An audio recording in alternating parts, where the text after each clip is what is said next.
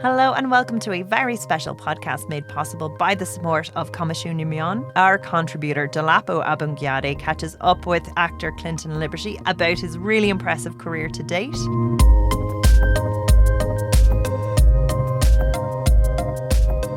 So can we talk a little bit about your ethnic background? So you're from Meath originally? So yes, I'm from Meath, but I was originally born in Nigeria, and I moved to Ireland when I was 8 years old, and I've lived in Ireland my whole life. My parents are fully Nigerian. My older brother and second oldest sister was both born in Brooklyn, New York. I lived in Brooklyn a little bit when I was younger, and my oldest sister in the whole family, she's born in Nigeria as well. So it's like an even split. Me and my oldest sister were both born in Nigeria. My second oldest sister and my older brother were both born in Brooklyn. As you mentioned that you were from Nigeria when you were 8. Have you ever gone by any other name or have you always gone by Clinton? Yeah, no, my name has always been Clinton Liberty. Anytime I tell people my name is Clinton Liberty, they just automatically assume it's like an acting name. So like they think I changed my name, which is fine. But no, that's my real name. My full name is actually Clinton Orome Liberty. And Orome in my tribe, Benin, means my own. So that's my middle name. Orome is my middle name, but it's always been Clinton Liberty. I've never really known any other name. Just as you come from a Nigerian family, the same as I actually, how did you break it to them that you want to... Yeah, you know where I'm going with this. How did you break it to them that you do not stick to the traditional lawyer, doctor, accountant, and... Exactly. If you're not a businessman, a lawyer, or a doctor, what are you doing with your life? It was actually quite interesting because my oldest sister, Ivy, Liberty, helped me a lot because I was really worried and I didn't really know what I wanted to do. I think I always knew what I wanted to do, but it just didn't seem feasible to say it to my parents because, as like Nigerians, you want to please your parents, and honor for the family is such a big thing. And then I used to put down biotechnology, and I was like, that's a safe thing to do. That's something my parents would be proud of. And then my sister kind of sat me down one day because she's doing a PhD in fashion designing. And she sat me down one day and was like, look, if you go down this path of biotechnology, it's fine if it's really what you want to do. But if you're just doing it to please your parents, you're going to regret it for the rest of your life. You're going to waste all this time and money and effort and energy into something you don't like to do because you want to please your parents.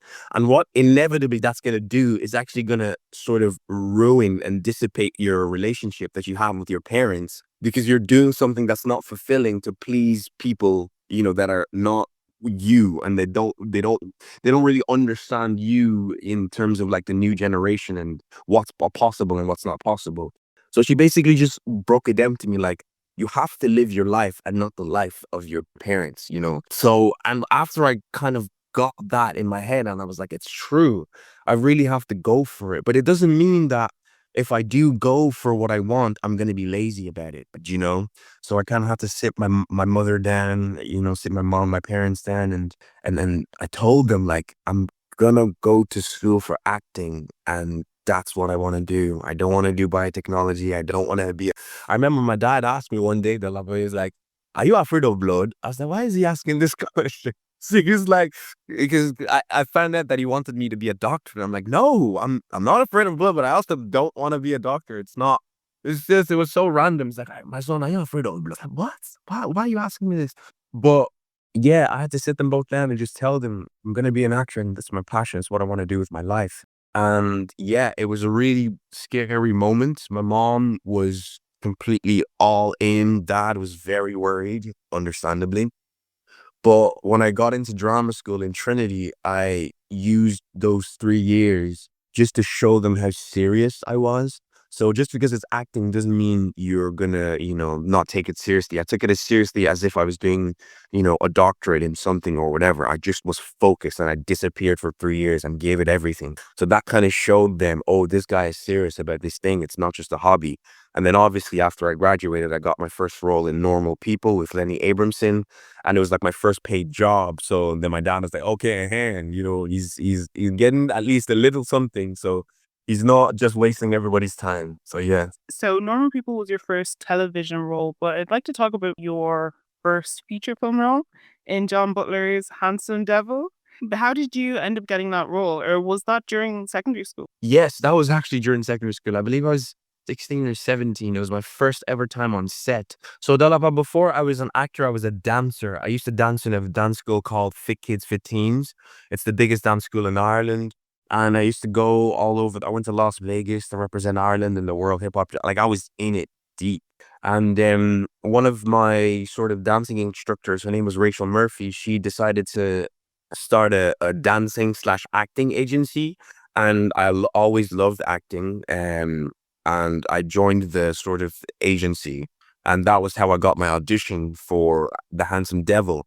And I remember, I think I auditioned for some characters or something, but they also knew I could dance, and I vaguely remember, but I think they gave me like a choice if I wanted to play like a sort of a character, or if I wanted to have like this whole dance scene. I was like, bro, like, give me the dance scene. What are you talking about?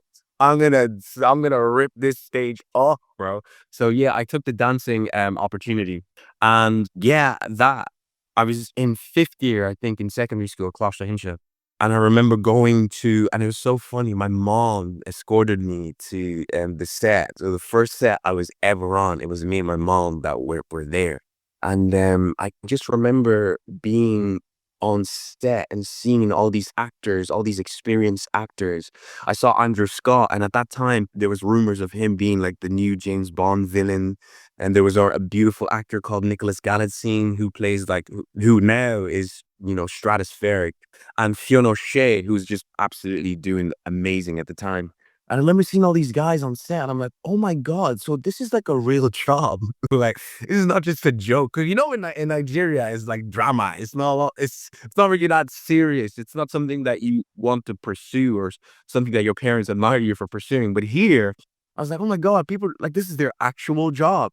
So I remember going up to Andrew Scott and just asking him for advice, because I didn't just want to jump into the industry. I wanted to train. I wanted to like really know what I was doing. And it felt like fate, because he then told me, oh, you can go to this place or you can go to that place. But I think the place for you, Clinton, is the Lair Academy in Trinity College. I think that's where, and it just felt like the universe was just, God was just telling me, this is where you need to go. He's like, but for you, I think you need to go to the Lair Academy. That's the place for you. And then I took the advice. I auditioned for the Lair and got in the first time. And yeah, that was my first job in the film industry. My first ever time on set was the reason I went to drama school, which also was the reason, now I'm an actor and all of that. Because it seemed possible. I hadn't seen it before. You can't be what you can't see. And when I saw these actors on set, I was like, okay, if these guys can do it and they're human beings, why don't I try? Because I'm also a human being. That kind of way? So yeah, for me, that was a big, it was a momentous occasion. Yeah, I actually kind of did wonder why you chose the Lear over the Gate or Bow Street Academy, but that's quite amazing. You're on set, picked the dancing role. How many takes did it take? We did. So we did about like 10 to 15 takes that life. And I remember I was sweating. It was heavy, but it was really fun because they didn't really know what to expect. And obviously me being a very experienced dancer, like the kind of reactions on set was like genuine. And because they prepared like this clap cue for the audience to clap for the guy who's dancing, but they never had to use it because everybody was like going crazy, like, oh my God, oh my God. But it was really fun. But it was a lot. It was a lot. I was like, okay, so this is the film industry. It's not just jazz hands. It's takes on takes on takes. It's real work. So, but it was very fulfilling work. I felt very fulfilled. I felt like I was at the right place. Other than Handsome Devil, I've been going over your catalog of work, and I find your characters that you play are really interesting. How do you select them? Well, for me, I like to play characters that I've never seen on screen before. So like I remember when I was playing Linus Dunn in Holding, who's like a young detective. I've never seen a young black Irish detective in my life. As long as I've been living and watching TV, I've never seen that. So something in that was very alluring and made me want to go and play that role, because it was something interesting. It was something out of the ordinary, and even the fact that he's such a young detective, I've never seen that, So for me, it came as a challenge, and that was a challenge I absolutely welcomed, because when I graduated from drama school, the thing I wanted to do was pursue roles that were sophisticated and challenging, not just the stereotypical roles, and yeah, it was something I absolutely loved. In House of the Dragon, playing a knight, I've never seen like a young knight, black dragon flyer. Like, I never saw these things. So those are the kind of things that make me want to go, do you know what? That seems like a challenging role. That's something I've never seen before. So it would be amazing to experience that. Yeah, it's like there's never really a one size fits all. Sometimes it's the story, sometimes it's the character, sometimes it's just the setting of the story. So yeah, it's always different. But for me, it's something that's new, something that's a little bit exciting and scary. And yeah, they're all the ingredients of what makes me want to sort of pursue a particular role. So actually going back, Holding, what a great show. What was it like working with Conleth? It was amazing. It was absolutely amazing. I spent the whole time just asking Colin about Game of Thrones. I was just literally like, so what's Kit Harington like? What's Jon Snow? What's Emilia? But because I was such a big Game of Thrones fan, and obviously he plays Varys, who's like a absolutely amazing key character, and he's an awesome actor. It was really fun, but one of the best things about that job is that everyone was like significantly older than me. Even like the director, Kathy Burke, who I owe everything to Kathy Burke and Louise Kiley, who casted that, because it gave me the opportunity to learn even more and soak up as much knowledge, because all I was doing was asking questions all day. Because Brenda Fricker, first Irish woman to ever win an Oscar, I was picking her brains. I was asking Conleth about, and they felt really glad that I wasn't sort of standoffish, that I was actually more, just asking for knowledge, and it was very open. I felt like everyone was so generous with their knowledge, and I just kept learning. It was a beautiful learning experience. It was my first sort of big lead role in anything, really.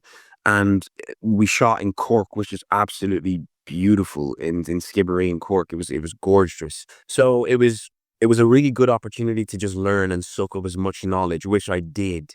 And for me, I'll never forget it. I remember there was even some times Coneth would be like, you know, when you're moving, try move really slow for your mark so that you hit your mark and then deliver the line. It sounds like basic acting 101 class, but like until you're doing it, you're like, oh no, that actually does make sense. So just things like that, and even things, advice off screen that have nothing to do with acting, how to manage yourself in real life, different things I was just getting advice and knowledge on. And it was one of my favorite jobs ever.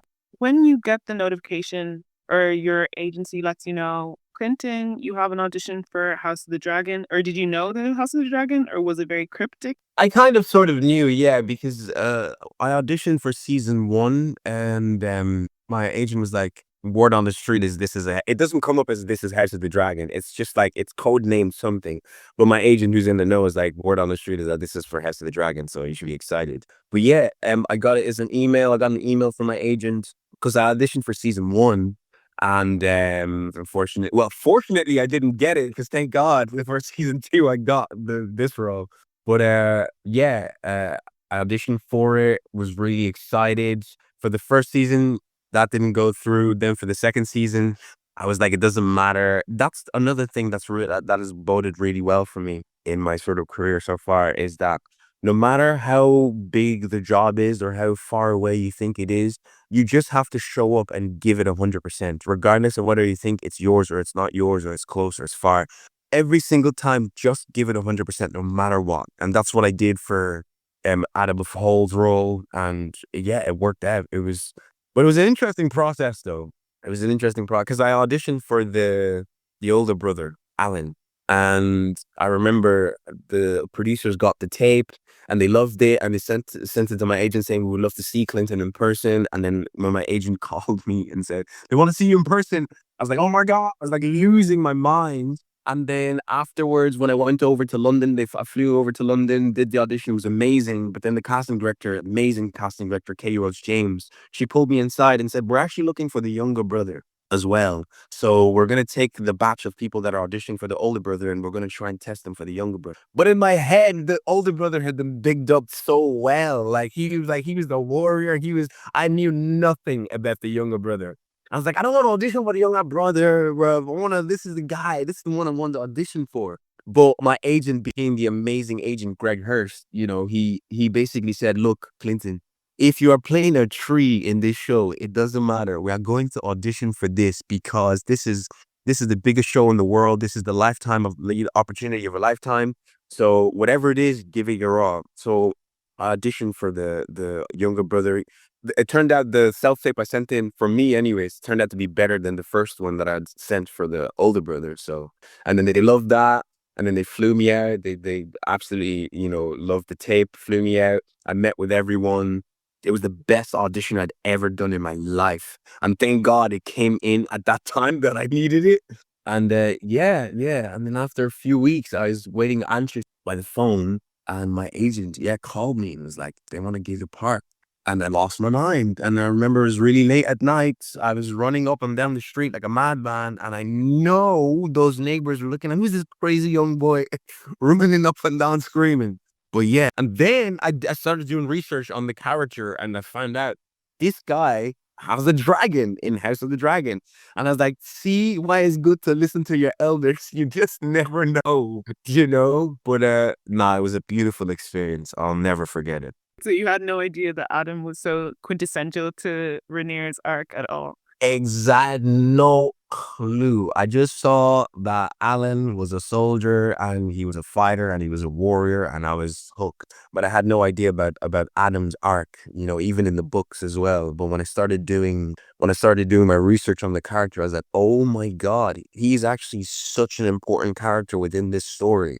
And he has a lot to tell and a lot to show and a lot to prove. And then he has a dragon, like, bruv, I was just so happy. I was so grateful. I was so grateful that I showed up, regardless of knowing whether the character was big or small. I saw a post that you made on social media about playing Adam and how you'd always wanted to be a character in Land of the Thrones. How do you manifest such roles? That's a beautiful question. I believe a lot in manifestation and I believe a lot in speaking things into existence. And what I did couple of years prior was I remember I was in England with my sister and every single day I would wake up after I prayed. I would speak to the universe. I would speak of the things that I wanted because I was just bored. I wasn't there was no roles. I wasn't getting called for auditions that often. I was just new at a drama school. So things were a bit, I was like, what's the worst that can happen? So every single day, I'd go into my sister's sort of sewing room and I would say, I'm going to play a lead character in a successful HBO show. And the character I'm going to play is going to be like Jon Snow. It's going to be similar to Jon Snow because I love Jon Snow in Game of Thrones.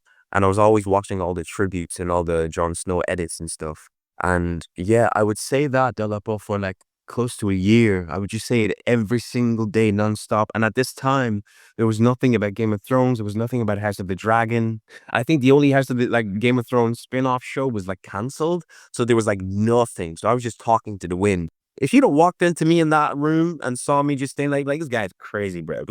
But I just believed, it was like planting the seed because when you're putting seeds in for a plant, you don't see the plant immediately. It's invisible, but there's things happening underneath in the soil. And I think that's what I was doing when I was speaking every day to the universe, to God, about this opportunity. And I was very specific. I was like, I want to play a character like Jon Snow. And then, a couple of years, and funnily enough, and then I got the audition for House of the Dragon season 1, didn't get it. And then when season 2 came around, when I got the role and I was doing my research for the role, I remember seeing some videos on YouTube and some of the fans were saying, oh yeah, Addam of Hull, he's like the Jon Snow of this universe. And I lost my mind. I was like, it works. Manifestation works. Oh my God, because it was too specific. I was like, it was too specific for it to be an accident. What are the chances of all the fans deeming Addam of Hull to be like the Jon Snow of this universe, to be as similar to Jon Snow as more than any other character? But that was the thing I was specifically asking for. So I knew it wasn't a coincidence. It was completely manifesting. And funnily enough, when I was doing press and promotion for Holding, the video evidence is actually on my Instagram, so I don't sound like a crazy person. One of the press junkets I was doing, they were like, "Oh, so what would you like to do next or whatever?" And I was like, "I've worked with Conleth Hill, who plays Varys in Game of Thrones. I've worked with Stephen Delaney, who plays Stannis Baratheon. I feel like the universe is preparing me for some sword and dagger show. I don't know, where I play a medieval knight or something." And that is exactly what Adam is in House of the Dragon. You know, he's like a sort of knight for Rhaenyra, and it's sort of a medieval, esque show. And I was just speaking it, speaking it into existence. So for me, that's how I manifested it. Yeah. So now that you manifested and claimed Addam of Hull, what are 3 other roles that you want? Other than I've seen you post a lot about being Miles Morales. I'd love to play a Jedi. I'd love to play Yasuki, who's like this he was a black samurai, and one of the first black samurais, I think. And he has a really interesting story of how he got into that and ended up being one of the most vital samurais in for the Japanese faction, I think. So he is, and I believe it's a true story, if I'm not mistaken. So that's something I would love to pursue. A Jedi, samurai. And for some reason, I really love Formula One recently. I've started getting to, I like to play a race car driver. I have no idea why. Do you have anyone who inspires you? My mother inspires me, Rosemary, Aimee Kabon. She is my biggest inspiration, and she's my best friend. My mother has supported me in everything. She was, like I said previously, she was there on my first day ever on set. She was there with me on my first premiere for the same film, Hanson Devil. She's been so supportive. There was a time where I had an audition in London for a Michael Jackson Thriller West End thing. And my agent, Rachel Murphy, who I mentioned previously, at the time, she was like, "Oh, they want to see you for this, but it's too late because it's tomorrow and it's in London." So, and I kind of just went in and told my mom, I was like, This Michael Jackson thing is happening." But my mom was like, "Oh yeah, pack your bags. You're going to London. You're going to London." And then she like basically paid for my ferry trip there and packed my bread and sardine and everything inside, make sure I was fine.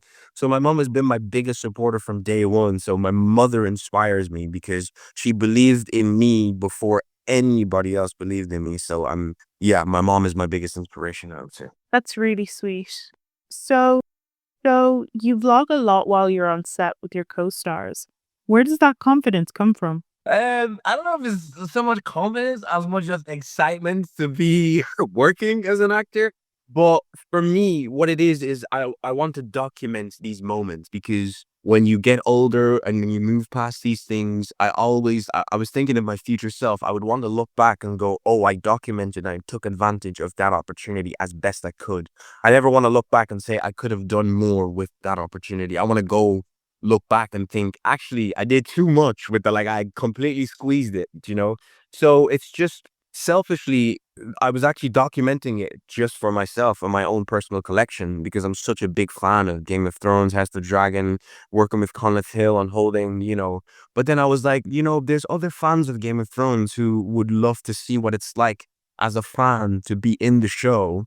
So I decided, let me not just be selfish and sort of stock everything up to myself. Let me sort of expose it and show everyone what it's like to be behind the scenes, like be raw footage behind the scenes, and of what it's also like to be an actor, because there's a lot of people who want to be actors.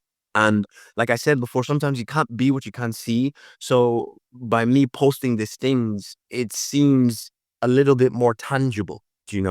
So yeah, that's kind of the reason I post all of it. But in terms of confidence and all of that, I don't have a choice, bro. When Rhaenyra is sitting to your left, Damon is sitting to your right, everybody, I'm gonna take pictures, bro. You spend a lot of time with people on set. You form these friendships, and then you have to lead them, especially when you're going on to a new project. Do you ever feel like you get separation anxiety from it? And it's funny you should ask that, because I felt separation anxiety while I was filming House of the Dragon. Like, not while, actually, after. Because after I finished House of the Dragon, I went to film in Montenegro for like a Netflix thing. And then in between the Netflix film I was filming, I came back to London for the rap party. So it felt like I was away from my extended family, and then I was reunited again. But having filmed for so long for House of the Dragon and just set in that routine, it was tough to not be around those people every day, not to see Abu, not to see Steve or Emma Darcy, and our directors, and it was tough. It wasn't easy, but then like we're all friends and we all kind of text each other and call and talk to each other, so that makes it a little bit more easier. And it makes it a bit more easier because sometimes people are just really busy. People have busy schedules, so you're not even able to meet up all the time. I remember even Holden Conleth had such a busy schedule, and I knew he was going to have a busy schedule. So I took advantage of hanging out with him as much as possible when we were filming, because I knew as soon as we would finish filming, he was going to be like busy for the next couple of months. And we were just WhatsApping all the time about Manchester because we both love football and stuff. So yeah, it can be quite tough. If you could go back in time and give yourself advice, you go back in time in 10 years, what would you say to yourself? Wow. What would I say to myself? I would say don't be afraid to go for what you want in its entirety, because I had big dreams, but I was very scared to go after them because, you know, as an actor in Ireland, just as an actor in general, it's not an easy thing to go into. So when you're kind of pursuing it, you're kind of almost apologizing when people ask you what you do. You're like, "Oh, I'm an actor. I'm an actor."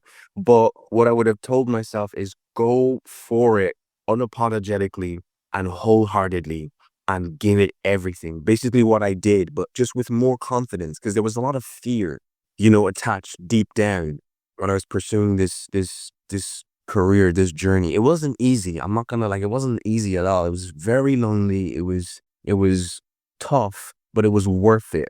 But I could have made it easier for myself if I wasn't always like scared all the time, because I didn't know what it was.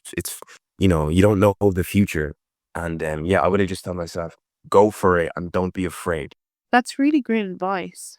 And when you're giving advice to younger actors and aspiring actors, what do you usually say to them? I would tell them to not lie to themselves. If you want to do theater, you go for theater. If you want to do screen, you go for screen. If you want to do film or TV, that's what you go for, exactly what you want. Because I think a lot of people are afraid to go after their dreams because maybe they think it's too big, or if they don't think it's within reach. But I would say be very honest with yourself and go for exactly what you want. Don't go for anything that you think is going to please other people.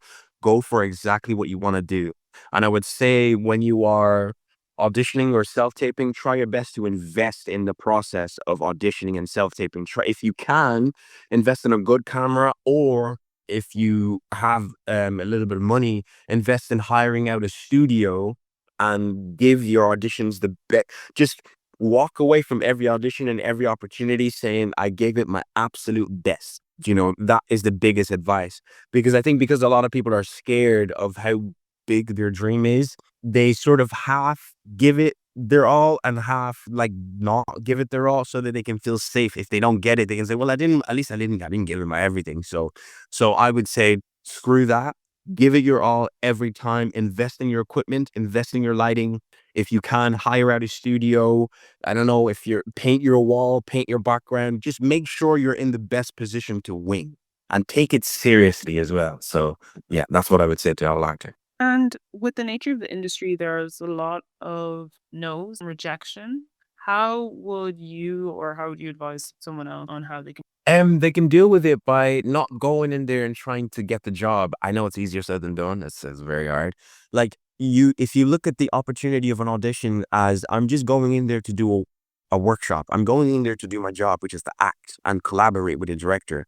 It takes the pressure off a little bit, and it makes you more relaxed, and it makes you do what you're actually there to do, which is collaborate, as opposed to get some. A lot of actors think you're going into audition to get the job, but you're actually going in there to collaborate. But if your mindset is that I'm going in there to please these people and get the job, then you're going to be making decisions that is not authentic to you. But if you go in there and I'm just going to collaborate with this person, you start to operate from a different sort of perspective. And then if they say no, you're like, cool, at least I went in there, I did my thing. And if they say yes, then it's cool. It's a cherry on top. But rejection in the industry is like, it's to be expected. It actually gives you a tougher skin.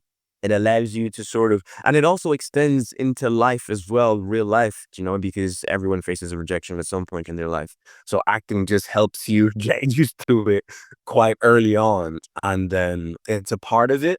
Just don't go in there always trying to get the job. Just enjoy the audition and enjoy the collaboration, because you're technically a working actor when you're auditioning, and even auditioning is such a privilege. So yeah, I think it's a good mind frame to handle rejections, because sometimes what they're even looking for might just be someone who's a little bit taller than you, or a little bit shorter, or has blue eyes, or has a certain kind of nose or lips, and you can be a great actor, but you might just not be what they're looking for. So there's so many factors that are not in your control. Like, I can't change what size my ears are because they're looking for someone with smaller or bigger ears, So I can only just do my part, give it 100%, and leave the rest. So you said that it's been a long journey to get where you are today, but I think that you've achieved quite a lot by your age, especially. That's what my mom says. This is where There you go, because you're under 30. Are there any other major milestones you want to reach by 30? By 30, just continue doing what I'm doing. I'd love to own my own production company. Definitely, I'd love to have some creative control and also just give opportunities to other people. That's something I love to do. Yeah, I love to build and own my own production company. That's something I definitely love to do. Do you have a name picked out? I was gonna say Liberty Productions, but that's so obvious. Do you know what I mean? I'm like, ugh. Why not? Yeah, you'd be capitalizing off your own name. So I don't know, but I remember because my mom is really honest. So I asked my mom, I was like, "What do you think about Liberty Productions?" She's like, I feel like there's already is too common, So I haven't really thought of a name yet. Once I have a name, I'll definitely let you know. But no, not yet, not yet. Always smiling a lot, which it is very prevalent on your social. Where does that positivity? I think the positivity comes from the fact that I just feel very fulfilled in what I'm doing. And I only just realized that I was always smiling. It's not something I like tried to put on. I was like, why am I always smiling? Like teeth, grin, teeth to ear to ear. Is because I just feel very grateful that I pursued it to my maximum capacity, So when you start seeing the fruits of your labor, you just feel nothing but gratitude, because you know that you're in like a rare space, that you're breathing rarefied air, being on the biggest show in the world, and you're from Ireland. Like, do you know what I'm saying? So I'm just very, very grateful, a lot of gratitude. And I think that just manifests itself whenever I'm out and about interacting with fans, or if I'm working or whatever it is. I'm just very grateful that I didn't veer off the path, because it was so easy, because it was really difficult at the start, and it was easy to give up and quit and just not continue. I remember there was a time before Holding, I did like 30 auditions and I didn't book a single thing. I was just like, what? But I was always getting close, to the final round, which was very encouraging. But I remember my agent was like, I feel something around the corner is coming for you. That's why it's also good to have really good representatives, like especially for young actors. If you're looking for an agent, like, don't just accept any agent. Like, really talk to the agent and see if they believe in you and they have the same vision for you as you have for yourself. Because my agent really believed in me, and that really came through. And I saw the value of that when things were tough, when I wasn't booking things. After all those auditions, Holding finally came. So being able to say I am a working actor, or I'm an actor, and there's because people usually go, "What have you done?" And you go, "Bop, bop, bop, bop, bop." I just feel very very grateful, and to have like a supportive family, my mom, my sisters, my brothers and sisters, my whole family, my auntie. Yeah, I'm just a lot of gratitude, a lot of gratitude. Thank you so much, Clinton, for taking the time out of your afternoon to speak with us. Thank you for the interview. I appreciate you so much, Dolapo. Thank you. Thank you, Dolapo, and thank you, Clinton, and thank you so much for listening. This podcast has been made possible with the support of Coimisiún na Meán.